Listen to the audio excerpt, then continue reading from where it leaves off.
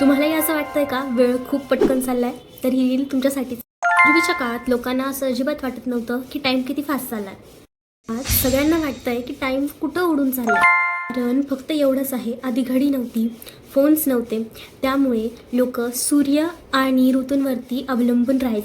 त्यामुळेच दिवस मोठा वाटायचा आणि लाईफ मस्तपैकी स्लो चालायचे. खरं रिझन वेगळंच आहे. वेळ नाही बदलला, आपणच बदललोय. आपण प्रत्येक काम डेडलाईन ठेवून करतो, ज्यामुळे आपण प्रत्येक काम पटकन करायला ठरवतो. त्यामुळे वेळ काढायला स्वतःसाठी जमतच नाही. तोच रुटीन फॉलो केल्यामुळे आपला ब्रेन नवीन मेमरीज क्रिएटच करत, म्हणून आपल्याला असं वाटतं की सर्व फास्ट चाललंय. पूर्वी लाईफ सिम्पल होती, पण आता लाईफ सिम्पल नाहीच आहे, पण ओव्हरफिल्ड म्हणजेच खूप भरलेली आहे. हिस्ट्रीमध्ये म्हणजेच इतिहासात लोक जगायचे, पण रियालिटीमध्ये आजच्या जगात लोक वेळेच्या पुढे धावतात आणि ह्यामुळेच आपल्याला वाटतंय की दिवस पटकन चाललाय. त्यामुळे स्वतःसाठी वेळ काढा, जगा, तुम्हालाही दिवस छोटा वाटेल.